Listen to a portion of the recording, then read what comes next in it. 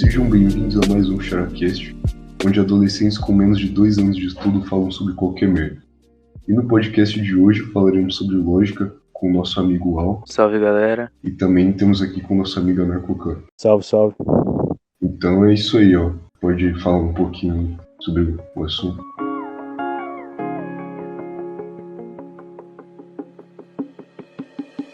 Então, hoje o podcast é sobre lógica, né? E lógica é um termo bastante ambíguo, né?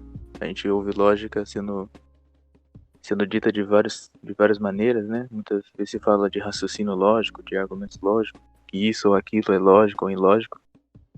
E bom, hoje eu tô aqui para tentar oferecer para vocês aqui uma definição do que seria lógica e a gente entender melhor como que foi o desenvolvimento dessa ciência. Então, antes de definir explicitamente o que seria, né, a lógica, eu gostaria de passar um pouco primeiro pela história da lógica, né, pra gente entender como ela se desenvolveu e também os mais variados significados, né, que já foram atribuídos ao termo lógica. Então, a gente começa primeiramente pelo aquilo que é considerado o primeiro lógico da história, né, que seria o Aristóteles. Todo mundo conhece que o livro, né, de coleções de lógica de Aristóteles, que é o órgão, né? Eu não lembro de cor o nome dos livros, se o conseguir me ajudar aí. Tem o primeiro os analíticos da interpretação, tópicos, primeiros analíticos também. E o refutações sofísticas, e acho que são esses, né? Enfim, mas o Aristóteles, né, ele tem essa coleção de trabalhos dele que ficaram conhecidos como lógicos, do que ele vai tratar da sua teoria silogística, né, de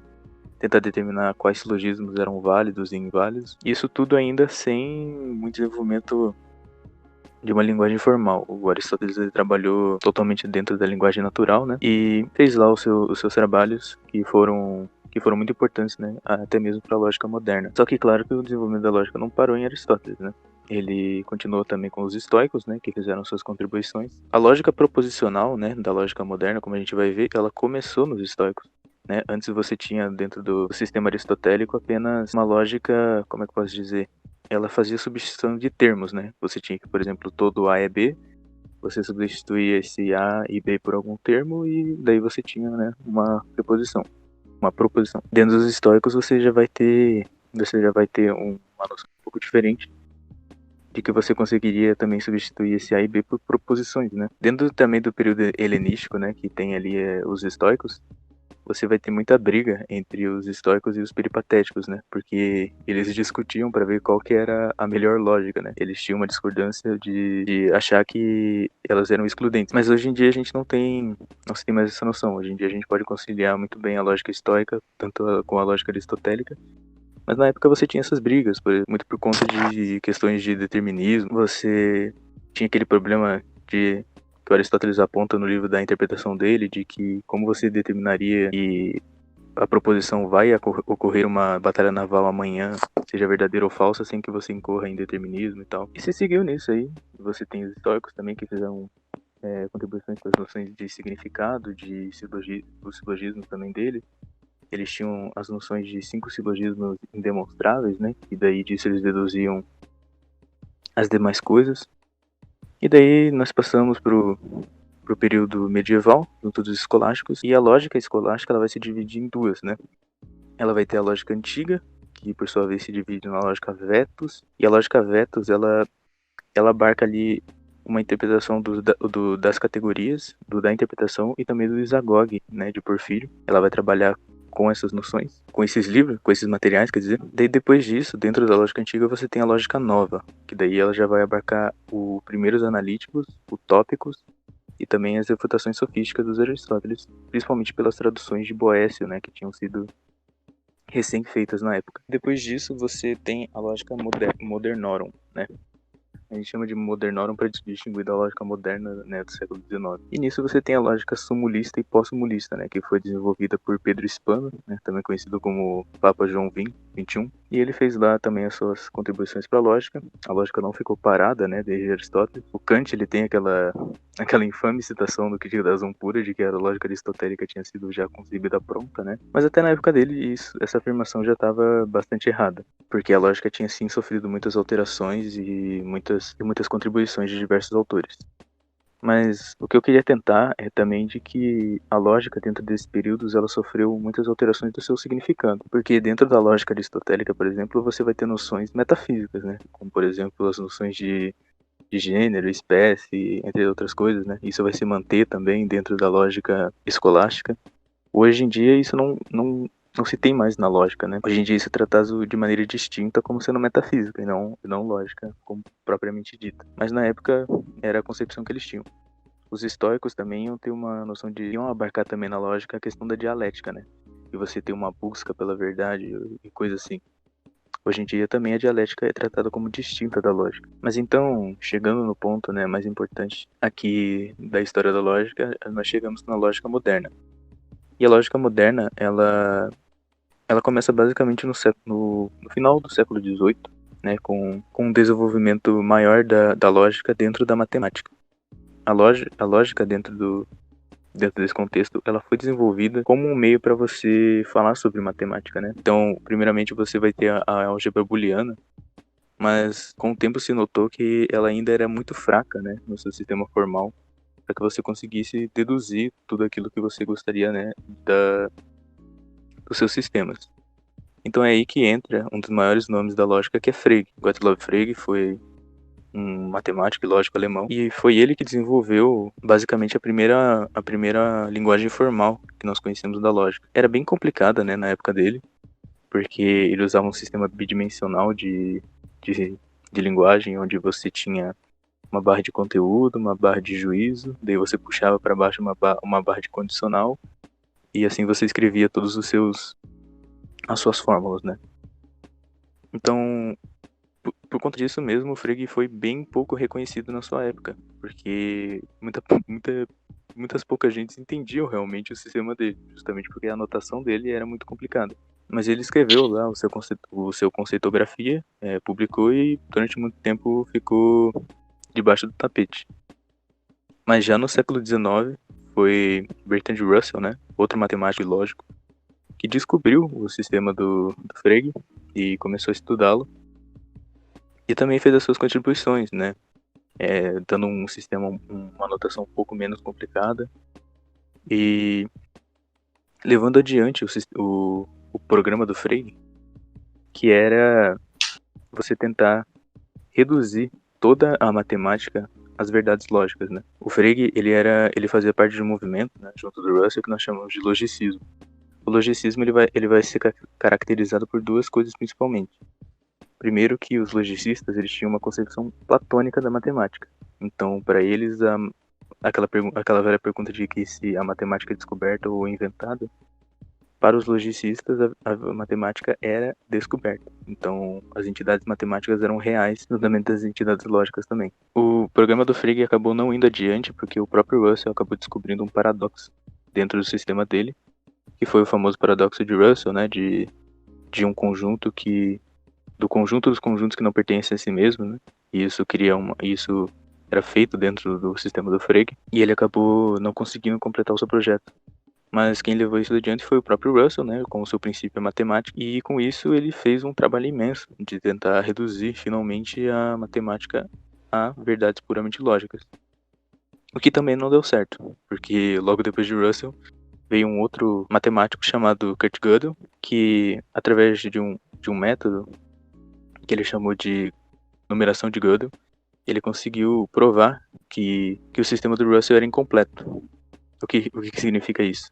Um sistema ele ser incompleto, né, dentro da lógica e da matemática, quer dizer que você possui verdades dentro desse sistema que não podem ser provadas. Então, o Gödel conseguiu provar que dentro do sistema do Russell, e não só do Russell, né, mas de todo sistema coerente, né, que não admita contradições, há certas verdades ali que você não consegue prová-las, entende? Com isso, todo o projeto logicista foi por água abaixo. Se percebeu que era impossível realmente você reduzir todas as verdades matemáticas a verdades lógicas. Depois de Frege e Russell se iniciou aquilo que a gente chama hoje de filosofia analítica. Ela começou basicamente com o propósito de trabalhar com a linguagem e também com a lógica, né? E com isso, e ela foi a tradição que mais envolveu a lógica nos seus aspectos formais e também a linguagem. Para ser justo, né, teve outras contribuições em outras tradições. Você pode ver continentais falando sobre isso. Defin pode confirmar, mas até o Mário Ferreira falou sobre lógica em alguns livros dele, né? Não é isso? Sim, falou.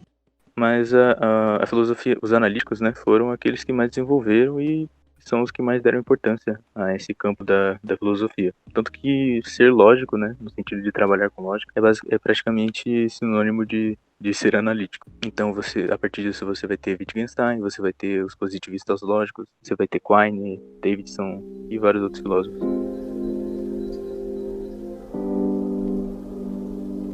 Depois desse panorama inteiro, né, que eu fiz da filosofia da lógica até os dias atuais, a gente pode finalmente se perguntar o que é a lógica. Eu queria, primeiramente com isso, abordar todos os conceitos que a lógica já tomou ao longo da história, tanto com Aristóteles, com os estoicos e também com os escolásticos. Mas então, a gente primeiro precisa se perguntar o que não é a lógica. Eu já ouvi muita gente falando, por exemplo, que a lógica é a arte do raciocinar ou a arte do pensar bem. Isso pode até estar certo de certa maneira, mas não chega a ser uma definição muito satisfatória. Porque a lógica está relacionada, sim, a algum tipo de pensamento e tal, mas de uma forma muito abstrata. Porque a lógica, hoje em dia, como a gente a conhece, ela vai ser aplicada até mesmo em sistemas computacionais. Então, você pode muito bem dizer que um computador usa lógica. Só que você não pode dizer que um computador raciocina, né? Então, que estranho você dizer que a lógica tem a ver com raciocínio ou com pensamento e tal. A lógica como raciocínio válido, né? Se você tratar raciocínio apenas como inferência e não como um método psicológico, você vai estar indo para a definição correta de lógica, né? Mas você tratar a lógica como algum tipo de psicologismo ou então lógica como sendo, sei lá, algo que é muito óbvio, né? Você fala, mas isso daí é lógico. Você fala da lógica como sendo algo auto-evidente ou coisa assim.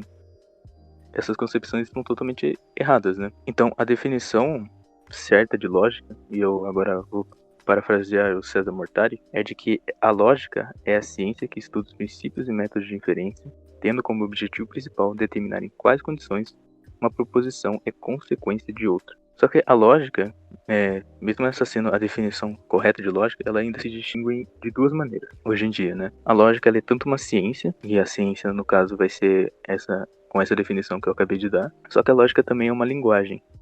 Então, ela vai ser usada para que nós possamos nos expressar de maneira clara e também de maneira concisa, né? Junto dessa ciência que é a determinação de raciocínios válidos, né?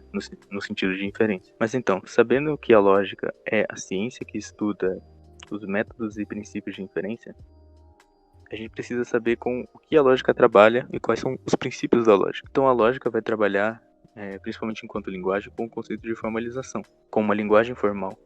Então, para que serve a formalização? Para várias coisas, na verdade, mas a formalização ela serve principalmente para que você retire toda a ambiguidade que a linguagem natural possui. A linguagem natural é bastante útil, né, para várias coisas. Com a linguagem natural a gente conversa, a gente argumenta, a gente se declara, qualquer coisa desse tipo. Mas quando a gente precisa de um rigor maior, né, para esclarecer nossos pensamentos, se faz necessário que a gente use uma linguagem mais concisa, que não tenha toda uma ambiguidade ou alguma carga emocional contida nela. É justamente para isso que se usa a matemática, por exemplo. A linguagem matemática também é uma linguagem formal. Então, principalmente por isso, a lógica optou para ter uma linguagem formal. Outra coisa também é que você diminui muito espaço nas suas deduções quando você utiliza a lógica formal. E isso já facilita bastante na hora de você esclarecer um pensamento. Eu lembro que tinha um exemplo de ambiguidade que a linguagem natural pode trazer, que é, por exemplo, no seguinte silogismo. Silvio Santos é rico. Faustão não é o Silvio Santos. Portanto, Faustão não é rico. Por exemplo, isso aí. Isso aí Pois é. Isso daí vem da ambiguidade do verbo é, né? Porque sim. na primeira premissa você está tratando o é como no sentido de predicado. E daí na segunda premissa você está tratando como sentido de identidade, né? E daí por isso você acaba trazendo essa ambiguidade. Sim, daí essa ambiguidade, por exemplo, num silogismo, né, esse silogismo estaria válido na lógica aristotélica, só que ele estaria assumindo que rico seria um indivíduo, e esse indivíduo se identifica com Silvio Santos, que Silvio Santos ele é o rico, o indivíduo, só que rico não é indivíduo, e sim um estado. Não é Sim, um estado que um indivíduo está. Então, e para você remover essa ambiguidade, você tem que recorrer a uma lógica formal. Por isso que a lógica aristotélica exatamente. ela está ela justamente pela lógica aristotélica ela está limitada à linguagem a linguagem formal, né, a linguagem natural. A lógica aristotélica ela é uma ciência incompleta. Depois que o Frege, né, ele criticou o Kant quando o Kant disse que a lógica aristotélica ela foi dada pronta para nós. Isso porque Exatamente. a lógica aristotélica, na verdade, ela é ambígua. E essa ambiguidade é proveniente da linguagem informal. Então é necessário recorrer à linguagem formal, que foi o que o Frege fez, que foi fazer os operadores dele, né? Aquela loucura lá que fez Aquela loucura lá. as notações bidimensionais que ninguém entende nada. É bem complicado de entender a notação do Frege mesmo. Mas isso é bem interessante porque o Frege ele tem uma analogia que ele faz no início do seu conceitografia. Ele compara a linguagem formal a um microscópio, de que existem certas coisas que você não consegue enxergar com a linguagem natural. Então, para isso, se faz necessário a linguagem informal, justamente do mesmo modo que você tem coisas que não consegue enxergar com o olho humano, e por isso daí você usa um telescópio. Um telescópio não, um O, microscópio. o, Oi. Você acredita que, utilizando a lógica aristotélica com um rigor maior no significado dos termos, não seria possível contornar essa dificuldade gerada pelo uso da linguagem natural? Não só pode, como já foi feito, né? Tem um, Não, tipo, sem usar a lógica formal. sem usar a lógica formal? Uhum. Simplesmente você acredita que fazendo um emprego maior dessa atenção para com o significado, a lógica aristotélica não poderia ser tão útil quanto a formal? Ou você acredita que, para além dessa vantagem da precisão superior da lógica formal, há outras, né, que fazem com que vale a pena utilizar? A lógica aristotélica, ela já está hoje em dia ela já é considerada como contida dentro da lógica moderna. A lógica moderna já vai abarcar a lógica aristotélica em certo sentido, né? Ela vai Uhum, remover, claro, as imperfeições que ela tinha na época e vai dar um rigor maior para ela. Então, hoje em dia, basicamente, quando você está usando a lógica aristotélica, você usa, de certo modo, também a lógica moderna. Então, claro, você pode usar a lógica aristotélica, ela ainda é útil para certas ocasiões. Eu só acho que você não deve limitar toda a lógica a ela, né? sim, sim. Porque ela ainda é uma lógica bastante limitada, né? Ela só vai trabalhar com silogismos e tal. E existem infinitos outros tipos de argumento que não são silogismos e entram Uhum. Mas dentro da lógica. algum tipo de argumento que você só poderia realizá-lo fazendo uso da formalidade existente nas outras lógicas? A rigor não, mas a gente usa a lógica formal justamente porque ela facilita nesse processo, né? Uhum. Claro, por exemplo, eu vou dar um exemplo, uma analogia. Você poderia realizar equações usando só a linguagem natural, mas os matemáticos usam a linguagem formal justamente porque ela é muito mais fácil de ser usada, né? Justamente porque ela retira ambiguidade, ela abarca menos espaço, ela é universal, né? Você não tem barreiras linguísticas para você entendê-la. Então, então você pode, né, muito bem fazer qualquer tipo de argumento dentro da linguagem natural, mas é muito mais convencional e cômodo que você faça dentro da linguagem formal, entende? Entendo. Então é nisso que se dá a utilidade da lógica formal. Uhum. Interessante. É, onde que eu tava? É. Então, a formalização ela vai ajudar tanto nessa questão de retirar a ambiguidade e também a carga emocional que o texto pode trazer, tanto como deixar mais claro o argumento principal, né, do texto, quanto que ela também vai diminuir o espaço que você gasta para fazer as deduções, como que também ela vai ser universal. Ela é uma linguagem universal e ela não possui nenhuma barreira linguística. Se você dá um argumento formalizado para um chinês, para um alemão, para um brasileiro, se ele souber, é claro, lógica formal, ele vai entender. Ele vai saber se aquilo ali é válido ou não. Você não tem problemas de tradução. Então é nisso que a lógica facilita, que a formalização nos facilita de entender e de trabalhar com a lógica. Além de que a linguagem lógica hoje em dia é usada até mesmo na tecnologia, né? Ela é usada em computação e tudo mais.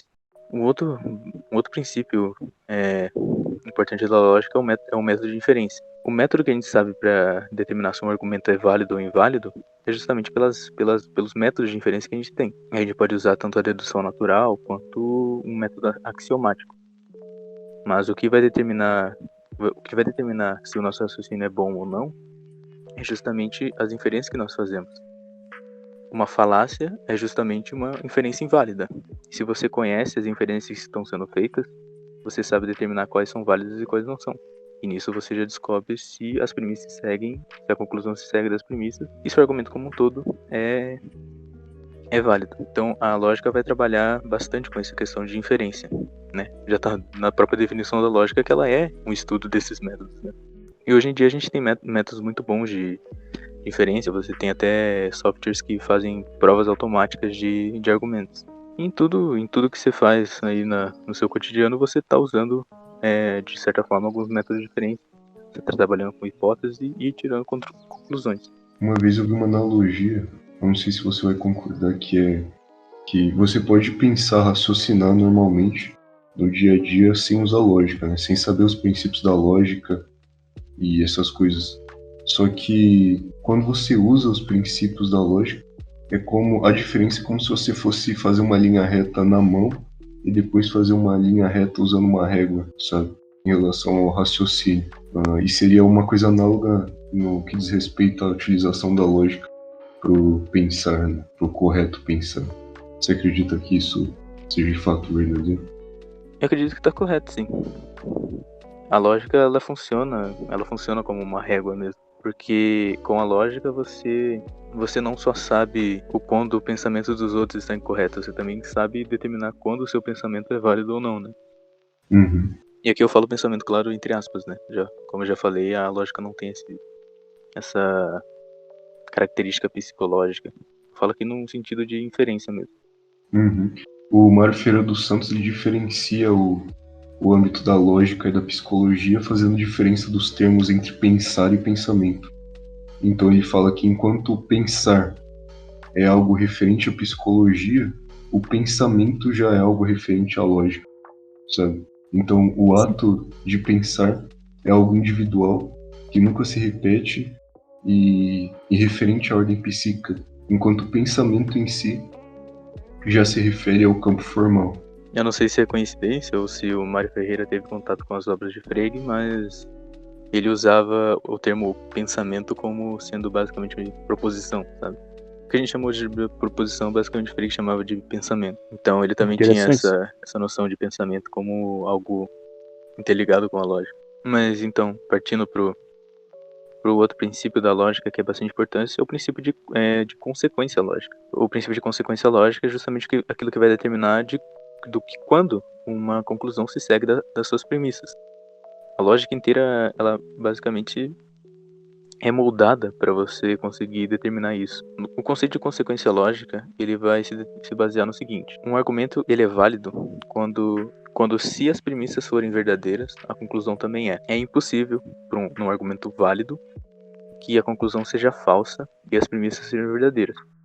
Se isso acontece em algum argumento, você já sabe que ele é automaticamente inválido. Então, o conceito de consequência lógica, existe a consequência tanto sintática quanto semântica. Daí a consequência sintática seria basicamente você ter umas regras de você pegar algumas fórmulas, né, você conseguir transformá-las em outras fórmulas e ver de quais fórmulas outras fórmulas se seguem. E daí de consequência semântica você vai ter outras noções de conceito de satisfação, e você saber quando uma fórmula é satisfeita e daí com isso se seguem conclusões. Não vou entrar muito em detalhes porque é um pouquinho chato de explicar isso aí, mas qualquer coisa vocês podem muito bem pesquisar mais sobre.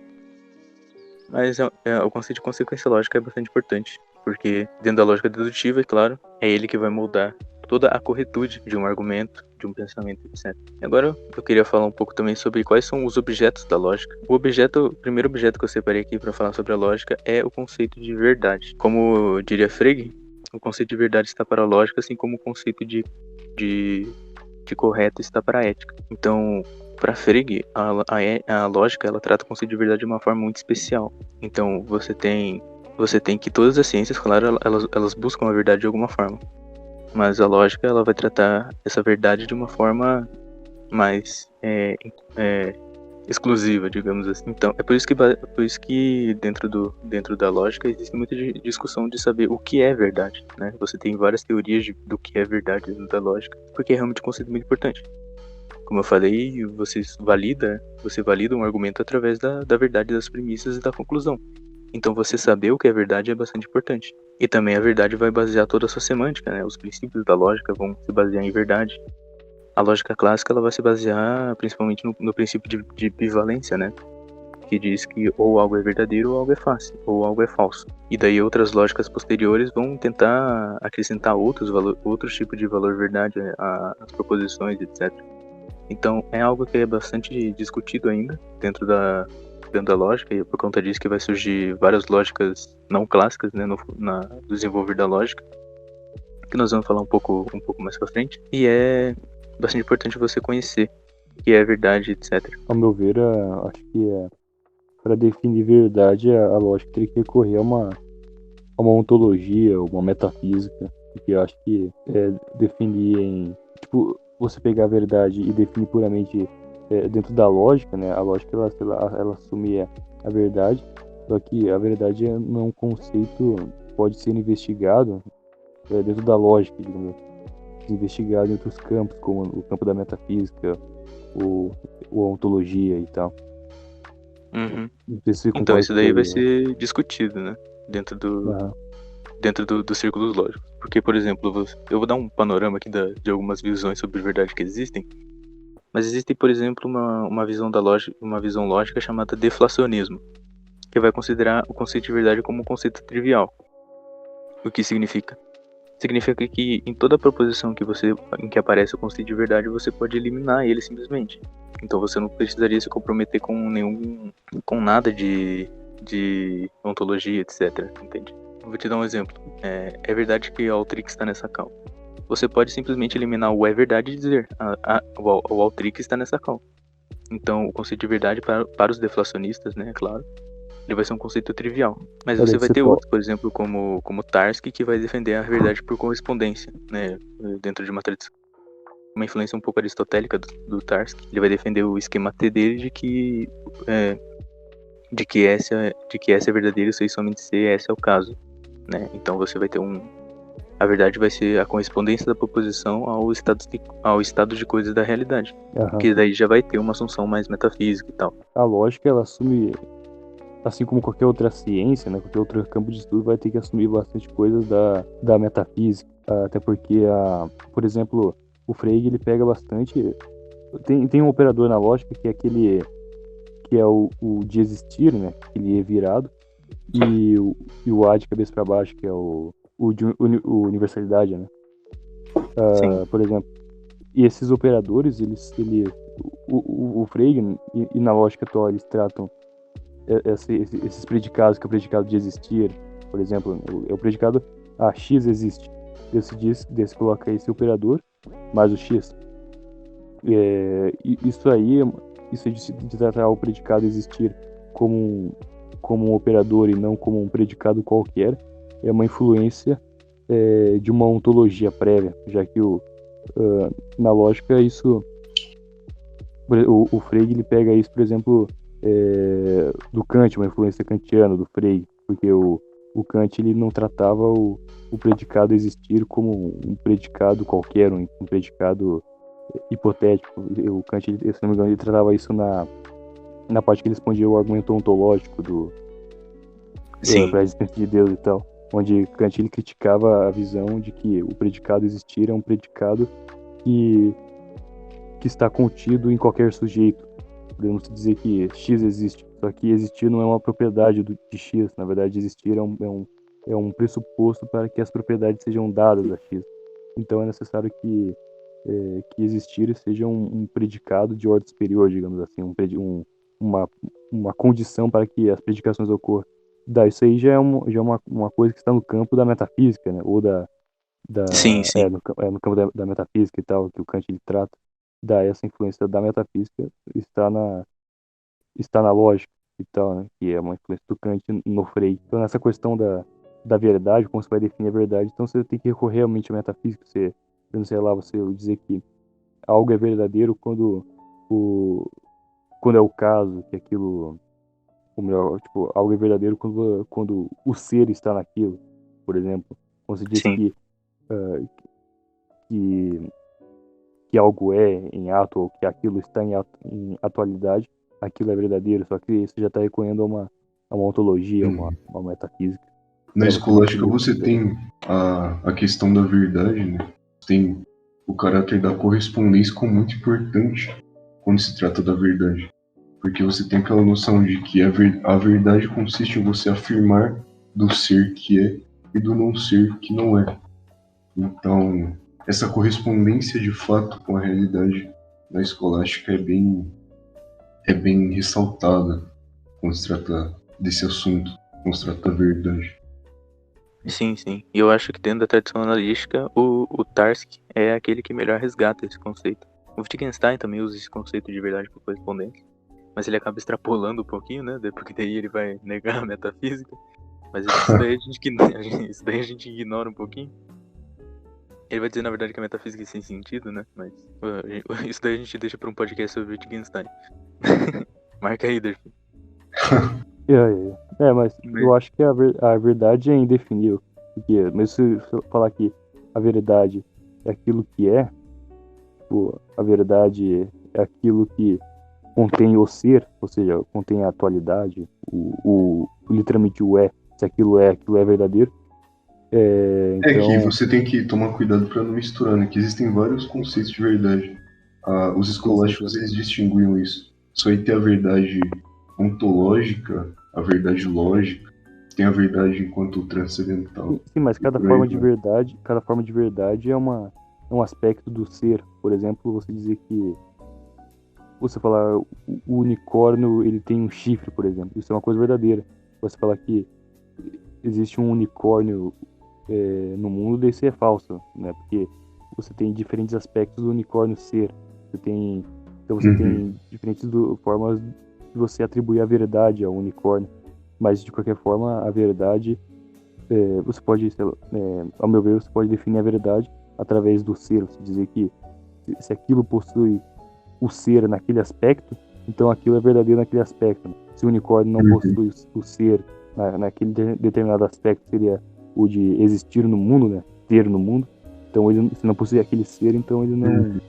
então ele não é verdadeiro naquele aspecto. Só que agora, para você definir o ser, daí é complicado, né? E eu entro em outra questão. Só que Daí, essa sua definição, ela acaba também entrando na que eu tinha dito, né?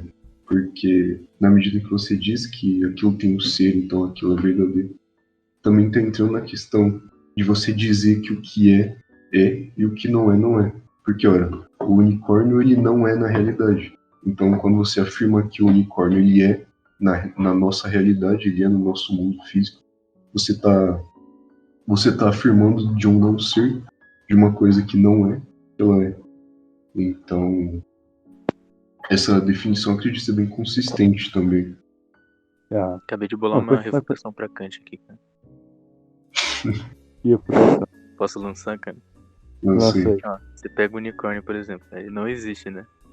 Só que se eu digo, por exemplo, que o unicórnio é um cavalo com chifre, isso é verdade. Então não é o caso que precisa existir pra eu poder predicar alguma coisa. Então Kant tá refutando, cara. Tá refutando, Cara. já era. Né? Acabou com o Kant. Mais Como uma é que, refutação braba aí. como é que tu vai, então, como é que tu vai definir o é? Tipo, que o ser é, só que, como é que tu vai definir o que é? O é Ser é não é, aquilo que cara. é. O é não é. E Não, não tem como definir, daí no final não tem como definir verdade, nem na... Tipo, até tem como definir verdade. definir o ser é algo impossível, né? Até porque quando você considera a definição, você tem que definir algo, é você reduzir esse algo a conceitos superiores. Então, por exemplo, quando você vai definir homem, você pega esse conceito e reduz ele a conceitos superiores, como animal, racional e Sim. afins. Só que o ser ele é o conceito mais geral que há, então não há uma definição para ele. Né, qualquer forma de definição já pressupõe o ser, né? Para você definir algo, você diz que aquilo é outra coisa, ou seja, aquilo é Uhum. os seus predicados. Só que como é que você vai definir o ser, sendo que você já pressupõe o ser para É definir só uma definir o coisa? ser por via de negação. Tá lá, mano. Refutado mais uma vez, cara. É, não, Mas, Não cansa de ser refutado, cara. não, vamos voltar ao assunto aí, vamos voltar ao assunto aí. Mas o que eu tava querendo falar que a Nakap tava falando que dentro da lógica, né, por conta codificador existencial você já tem uma ontologia prévia ali. E realmente, né, isso daí foi parte da influência kantiana que o Frege teve. Mas, além disso, você vai ter outras pressuposições ontológicas dentro da lógica, por exemplo, que quando você tem uma constante individual dentro da lógica, uma constante é basicamente uma letra que você usa para denotar um indivíduo. Normalmente a gente usa A, B, C, tem? Se, por exemplo, você diz que PA, você diz que A é P. Esse A, ele obrigatoriamente, dentro da lógica clássica, ele precisa denotar algum indivíduo. O indivíduo que A denota, ele precisa existir. Então isso é mais uma assunção ontológica, metafísica que a lógica faz. Claro que daí depois se desenvolveu aquilo que a gente chama de lógica livre, que você conseguia ter indivíduos que denotassem o nada, ou a classe vazia. Mas dentro da lógica clássica é uma regrinha que a gente tem. E Frege mesmo dizia que numa linguagem perfeita todo termo teria alguma denotação. Enfim, o próximo objeto da lógica, além da verdade, é com certeza os argumentos. Ela começou principalmente com os silogismos, né, em Aristóteles, e foi se desenvolvendo até a lógica conseguir lidar com qualquer tipo de argumento, né, não apenas os silogismos categóricos e tal.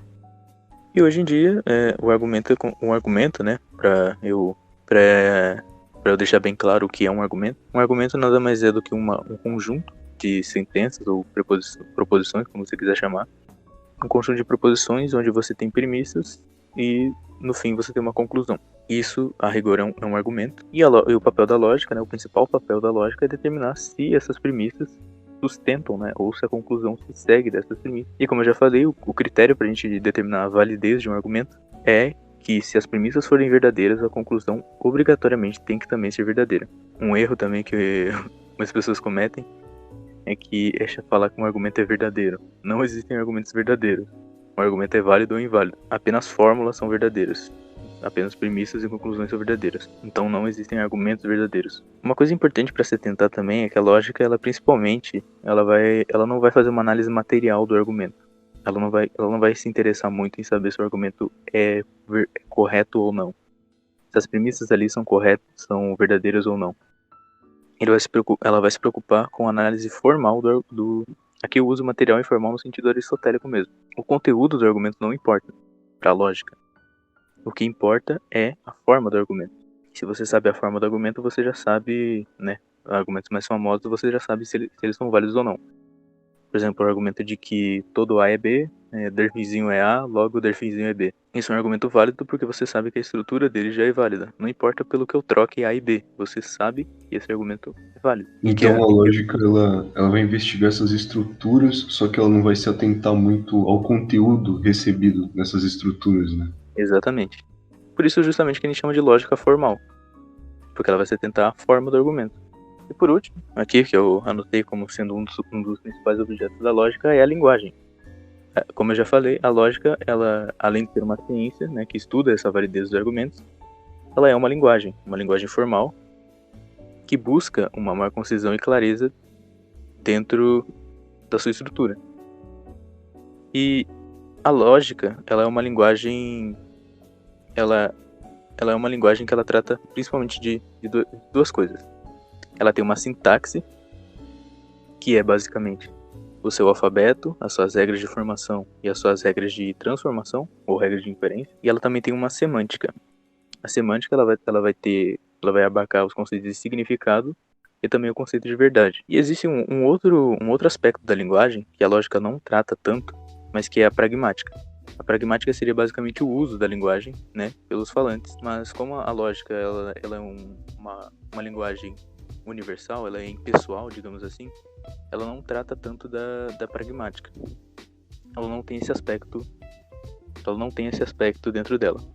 Quando, por exemplo, uma pessoa diz, sei lá, está muito calor, você, dentro de um certo uso pragmático da linguagem, você pode inferir disso que a pessoa, por exemplo, quer que você abra a janela, né, para que o calor dela se alivie. Mas dentro da análise lógica, você não consegue inferir isso. Você tem apenas está calor e essa é a sua proposição.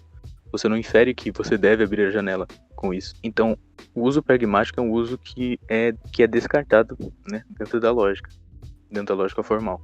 Ela vai lidar apenas com a sintaxe e com a semântica. ou às vezes apenas só com a sintaxe. Existem certos sistemas formais dentro da lógica que não usam conceitos de verdade ou significado. David Hilbert, né, que foi um matemático, ele foi um dos adversários de Frege e Russell, né, na sua época logicista. Ele construía sistemas que eram meramente sintáticos. Ele não tinha conceitos de verdade nem de significado dentro dos sistemas dele. Ele apenas pegava determinadas fórmulas e via o que se seguia daquilo, sem se atentar para a verdade ou significado. Então a lógica como linguagem, ela trata de sintaxe e às vezes de semântica.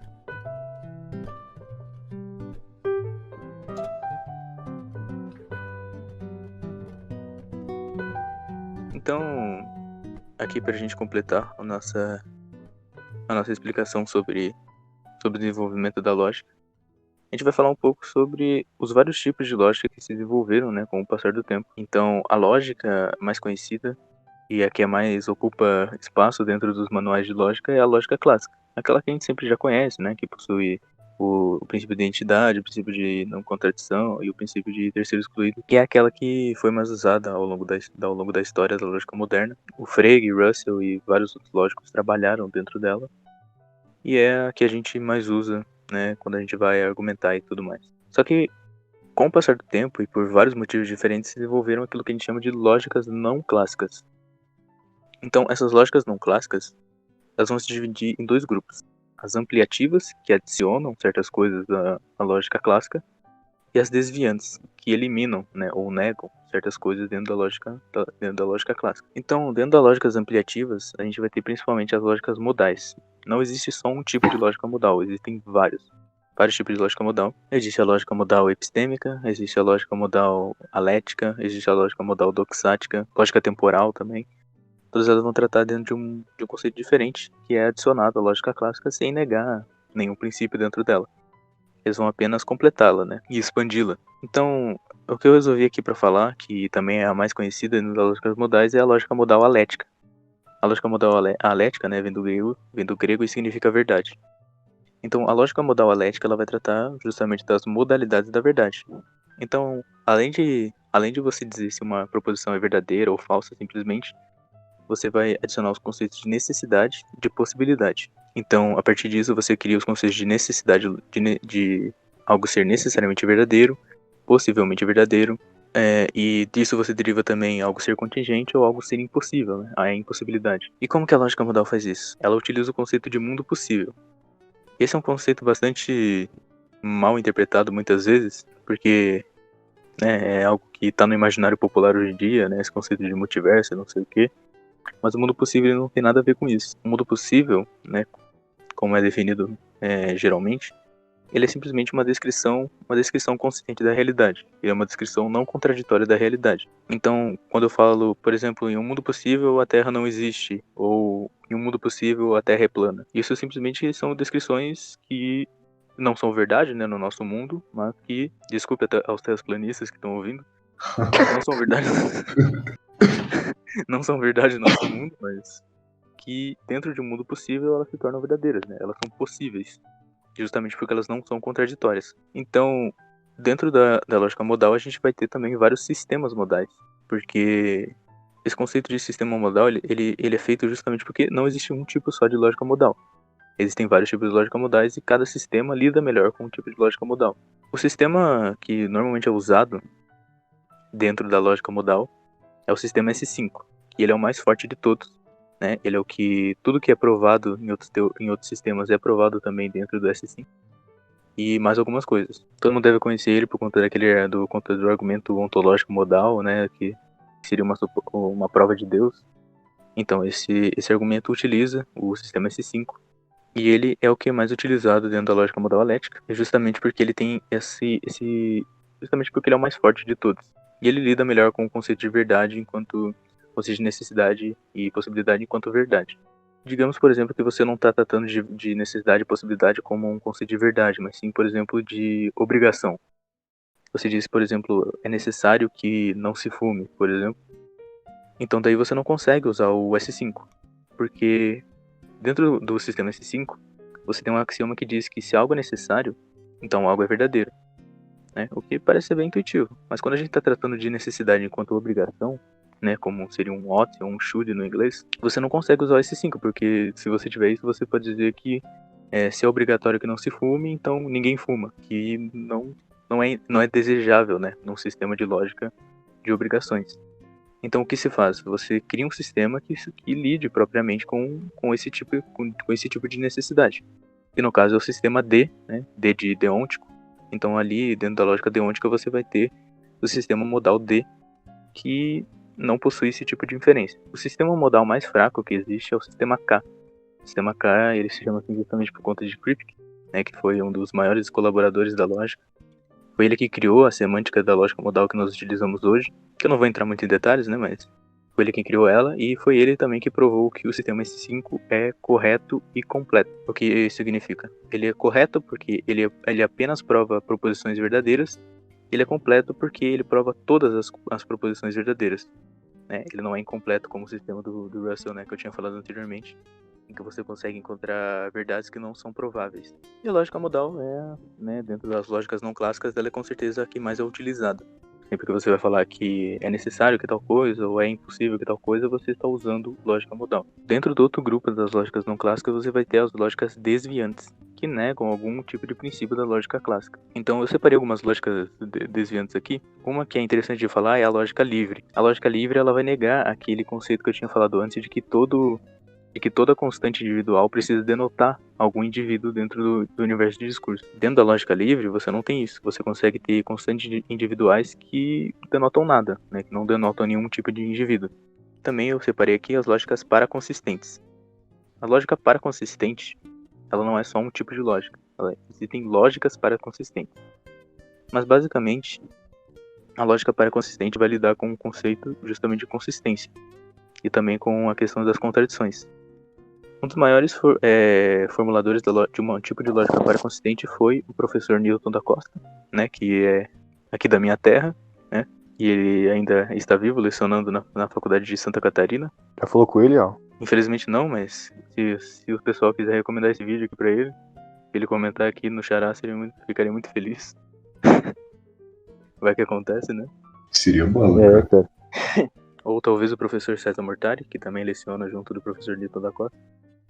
Mas o professor Newton da Costa, ele formulou a sua teoria, né, de paraconsistência por motivos tanto matemáticos quanto científicos.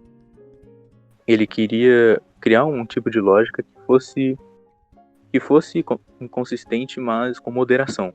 Dentro da lógica clássica, nós temos um princípio chamado de princípio da explosão, que diz que de uma proposição falsa, tudo se segue.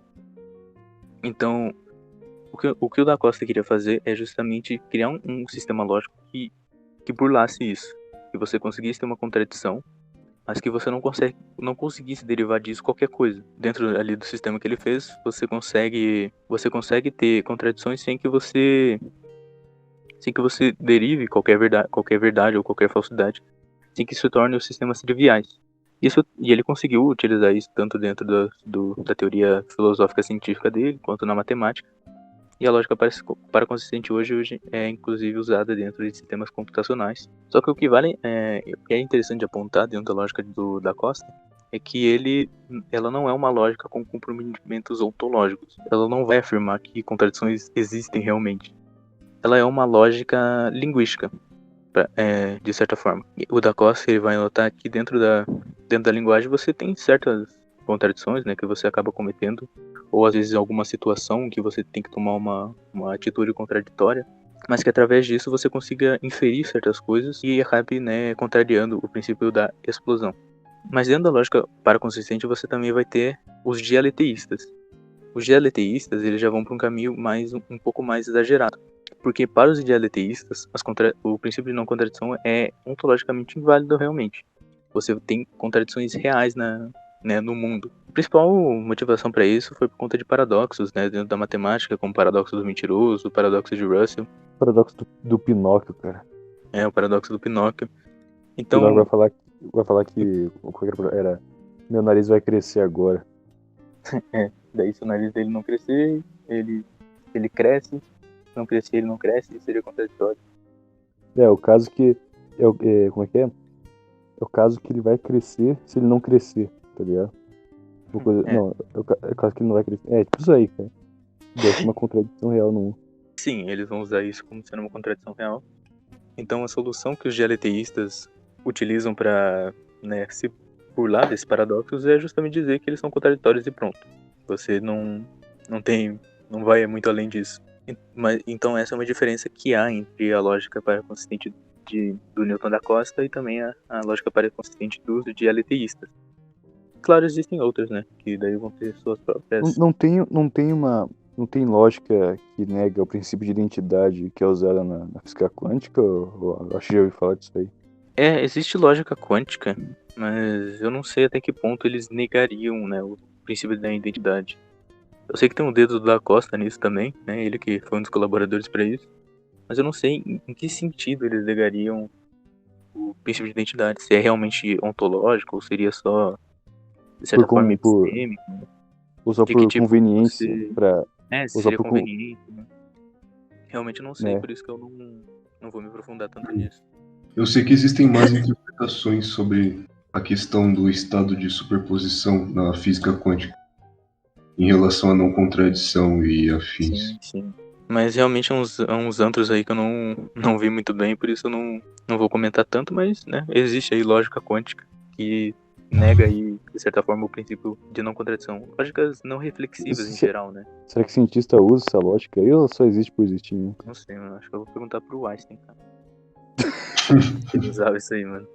Não sei Vamos também. perguntar, cara. Também aqui da parte da lógica desviantes existem a lógica de relevância. A lógica de relevância foi feita por David Lewis, se eu não me engano. E a lógica de relevância, ela surge para que David Lewis ele resolva aquilo que se chama de paradoxos da implicação material. O que são isso? É por conta de uma semântica que a implicação tem, que ela é um pouco contraintuitiva. Dentro da semântica da implicação material, a implicação é aquela fórmula do se então, né, que é simbolizada por uma seta, muitas vezes. Se você tem a proposição, por exemplo, se P, então Q, se P for falso, então a condicional inteiro já é verdadeiro. Se o antecedente for falso, toda a implicação já é verdadeira. Então, com isso você forma aí o que se chama de paradoxos da implicação material, que não são realmente paradoxos, né, porque eles não são contraditórios, eles são só formas contraintuitivas de você ler a proposição se então, mas basicamente um exemplo aqui para você dar de quão absurdo é basicamente você dizer se chove e não chove, então a lua é feita de queijo. E essa proposição é verdadeira porque o antecedente é uma contradição, logo é falso, e disso você infere que a lua é feita de queijo. E esse condicional é verdadeiro. Mas enfim, para resolver esse tal problema, o que o Lewis vai acrescentar dentro da lógica é o conceito de implicação estrita. O que é implicação estrita? A implicação material, ela apenas nos diz que não é o caso que o antecedente é verdadeiro e o consequente é falso. E você diz apenas que não é o caso que P é verdadeiro e que Q é falso, né, dentro da implicação de que P e Q.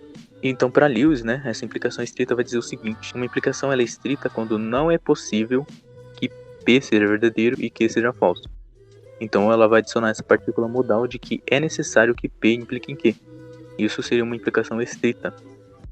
E supostamente isso burlaria, né, os tais paradoxos da implicação material. Os resultados não foram bem como Lewis esperava e a lógica de relevância acabou tendo seus próprios paradoxos. E dentro da lógica de relevância, por exemplo, você consegue deduzir que de uma proposição impossível qualquer coisa se segue, né? É um dos paradoxos da implicação estrita. E junto de outros colaboradores, então o Lewis ele, né, continua formulando a sua lógica de forma que ele colocasse limitações, né, dentro da dedução para tentar evitar esses paradoxos. Tanto que hoje a lógica de relevância ela também pode ser considerada uma lógica paraconsistente, né? Porque dentro do sistema de dedução dela, você consegue ter contradições sem que isso derive qualquer coisa, né? Sem que o sistema se torne trivial. Então, de certa forma, a lógica paraconsistente ela é tanto ampliativa, porque ela acrescenta essa noção de implicação estrita, quanto desviante, né? Porque ela nega o princípio de explosão. Seguindo então, nós temos também a lógica intuicionista. A lógica intuicionista, ela é uma lógica matemática. Ela é feita para a matemática.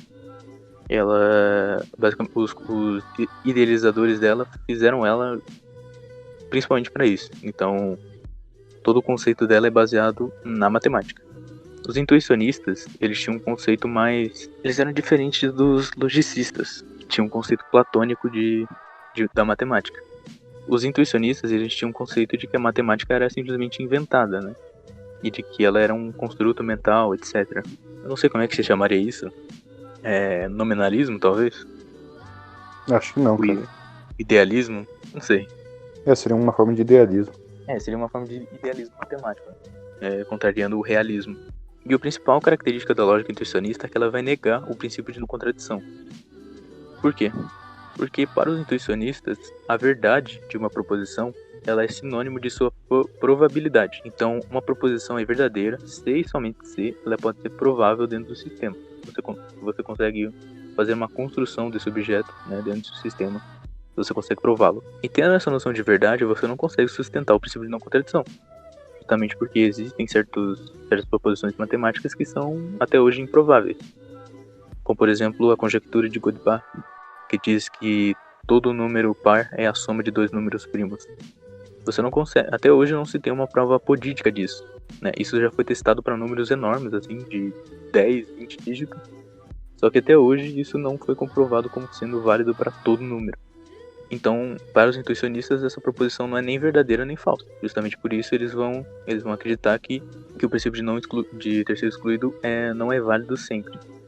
O que vocês acham disso? Que a soma de dois números primos sempre... Não, deles negarem o princípio de identidade. Não, negarem o princípio de ter sido excluído. Eu não acho nem um pouco bom isso, né, cara? Porque, só se for com um fim imediato, né? Porque eles poderiam dizer que não se pode afirmar nem a verdade nem a falsidade acerca dessa proposição. Então, como ela é uma afirmação acerca dos fatos, necessariamente ou essa afirmação convém ou não convém com a realidade, sabe? Sim, exatamente. Então não há um estado intermediário de indeterminação. A indeterminação ela é relativa ao sujeito e não aos fatos, sabe? Sim. Por isso que eu acho que a única forma de você interpretar uma negação do princípio de ter sido excluído seria de uma forma simplesmente epistêmica apenas, né? De você não saber se essa fórmula é verdadeira ou falsa. E daí nisso você não atribui nenhum valor verdade a ela. Uhum. Só que, né, dado a concepção de verdade que os intuicionistas têm, né, que seria um sinônimo de probabilidade, então, dentro do sistema deles, eu acho que é justo eles negarem o princípio de não contradição. Eu só não entendo por que eles chamam isso de verdade, né, mas daí é loucura de intuicionista. E também outra característica interessante da lógica intuicionista é que ela vai negar a inferência de dupla negação. A dupla negação, dentro da lógica clássica, basicamente diz que se você tem uma dupla negação de alfa, por exemplo, você infere disso alfa. E se você tem alfa, você você infere dupla negação de alfa. Tipo negativo com negativo com negativo da positivo. Tá ligado? Exatamente. E disso você também pode inferir que positivo é igual negativo de negativo. Então, sim. Só que dentro da lógica nega isso aí, cara? Então, é que eles vão dizer que esse método de inferência não nos fornece uma construção do objeto, né, justamente por conta dessa questão ontológica que eles têm da matemática. Eles dizem que esse método de inferência, né, de você fazer uma dupla negação, não nos oferece um método de construção desse objeto matemático. Então, eles vão negar isso. Só que o irônico é que isso vale para o outro lado. Se você tem, por exemplo, que P é verdadeiro, você pode dizer que não é o caso que P. Só que se você que tem não é o caso que P, você não pode inferir disso P. Interessante, né? Você vê. Caramba, meio louco isso aí. Na lógica clássica isso vale para os dois lados. Então não tem problema. Enfim, por último aqui eu separei as lógicas polivalentes, ou lógicas que negam o princípio de bivalência em geral. Então aí você entra em lógicas trivalentes, quadrivalentes, quintivalentes e até chegar nas polivalentes. Então, esse tipo de lógica ela vai negar justamente que o princípio de bivalência da lógica clássica, que uma proposição é falsa ou verdadeira. negando assim consequentemente o princípio de ter sido excluído. Uma das motivações disso é justamente de novo os paradoxos, né, que você tinha dentro da lógica clássica, os paradoxos semânticos da lógica clássica. Por exemplo, o paradoxo do mentiroso, né, que seria dizer que essa proposição é falsa, daí você teria uma posição que é verdadeira se somente se ela é falsa. Ao contrário dos dialeteístas, né, que afirmaram simplesmente que essa proposição é contraditória e pronto, alguns lógicos tentaram contornar isso atribuindo um terceiro valor de verdade a essa proposição, que seria o indeterminado ou o paradoxal. Então essa proposição não seria nem verdadeira nem falsa. Ela seria um terceiro valor de verdade, indeterminado, ou qualquer coisa assim. Uma das críticas que você pode fazer isso é justamente que ele é meio ad hoc, né? Você não tem muita justificação para afirmar isso, você simplesmente tá linkando ali tá fazendo uma gambiarra ali para resolver um problema. Mas também outra motivação que, isso daí foi principalmente desenvolvido por Kinley e também por aquele lógico polonês lá que eu não sei pronunciar o nome, Lukasiewicz. Mas ele também negou o princípio de ter sido excluído e fez uma semântica de lógica equivalente. Mas outra razão também para você que influenciou os lógicos a negarem o princípio de ter sido excluído é por conta das proposições que falem acerca do futuro, né? Que é algo que existe desde Aristóteles, né? Desde o combate dos peripatéticos com os estoicos, de que você dizer que uma proposição sobre o futuro tem um valor verdade acarretaria algum tipo de determinismo ou fatalismo. Você dizer, por exemplo, amanhã vai chover. Se eu disser que essa proposição é verdadeira, então você estaria incorrendo em dizer que amanhã vai chover e está determinado que amanhã vai chover. Não tem nada que você faça que mude o fato de que amanhã vai chover. Mas se eu digo, por exemplo, se a gente afirmar que essa proposição é falsa, então também não há nada que você faça que mude o fato de que amanhã não irá chover. Então, alguns lógicos, né, para tentar contornar esse determinismo, né, e salvar o livre-arbítrio humano, disseram que proposições que falam acerca do futuro são indeterminadas e não possuem um valor verdade. Isso aí é viagem. Muita viagem, né? Cara. Eu acredito que a mesma questão poderia ser atribuída novamente, porque a indeterminação e a incapacidade de responder, ela não se dá devido à própria natureza dos fatos, porque de fato no dia seguinte ou irá ou não irá chover. De fato há uma resposta a isso. O dia seguinte não pode ser reduzido a um mero nada. Só que, como o homem está limitado ao conhecimento temporal, há essa indeterminação por parte do espírito humano. Só que disso eu acredito que não seja uma atitude válida, não seja algo justificável a negação do princípio do ter sido excluído. Sim, sim. Até porque a questão disso tudo é que não deixa de ser um fato contingente que amanhã vai chover ou que amanhã vai chover. Não deixa de ser algo contingente. Sim. A única coisa Exatamente. que é necessária aqui é que amanhã chova ou não chova, né? Isso que é necessário, mas o fato de chover ou não é se vai ou não chover, né? Cada membro desse disjuntivo ele é contingente. Então não acarretaria num fatalismo, né? Sim. Então, né, para finalizar aqui, falando sobre as lógicas não clássicas, então teve pessoal aí que acabou levando um pouco adiante essa questão de colocar mais valores verdades, né, nas proposições, até que a gente chega na lógica difusa, que possui, né, literalmente infinitos valores de verdade. A lógica difusa ela vai dizer que uma proposição pode ter infinitos valores de verdade, né, que oscilam entre 1 e 0. Então você pode dizer, por exemplo, que a proposição, sei lá, amanhã vai chover tem 0,75% de verdade. Pode chover só um pouquinho, né, cara? Pode chover só um pouquinho, né, cara? Isso vai indo, tá ligado? Pode chover só um pouquinho. Então ela vai colocar ela vai colocar a verdade como um aspecto quantitativo, né? Algumas coisas são mais verdadeiras do que outras, algumas coisas são mais falsas do que outras, etc. Esse tipo de lógica eu acho que deve ser mais usado em computação, ou sei lá, em... Sim, a lógica difusa ela é usada em computação. Ela é usada em computação e tal. Em ar-condicionado, tá ligado? Você vai pegar, tipo... Mas claro, se você for levar pra um aspecto ontológico e tal, de verdade, não faz muito sentido, né?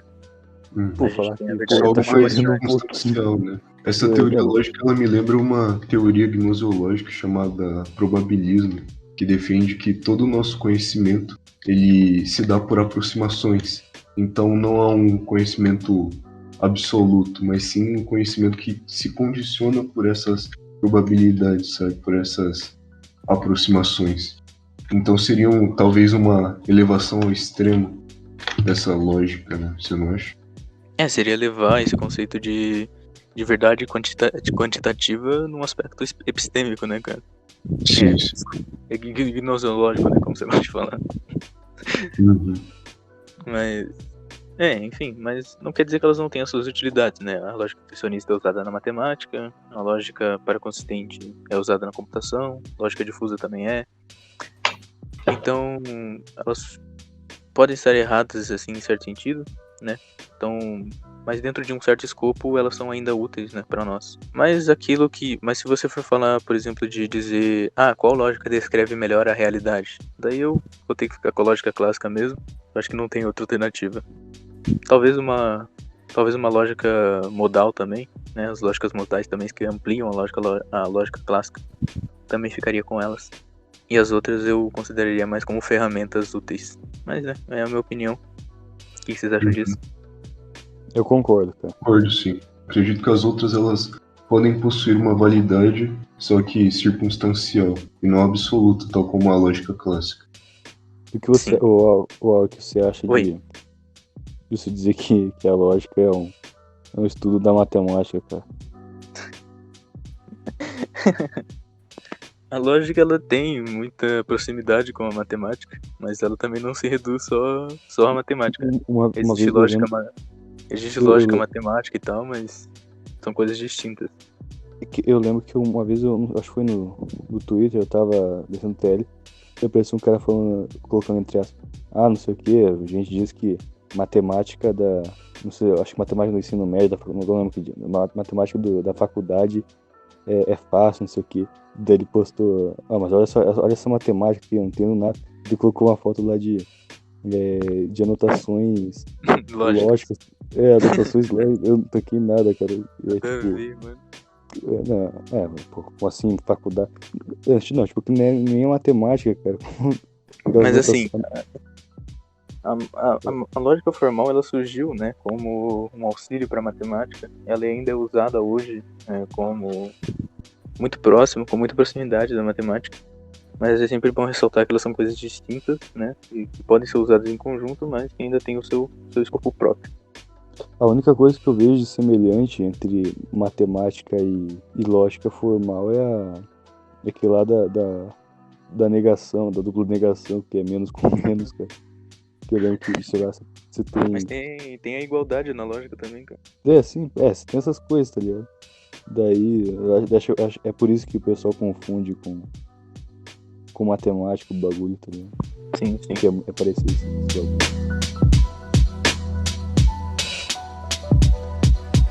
Bom, pessoal, então foi isso. Se vocês gostaram, se inscrevam no canal e deixem like, essas coisas aí. Até mais.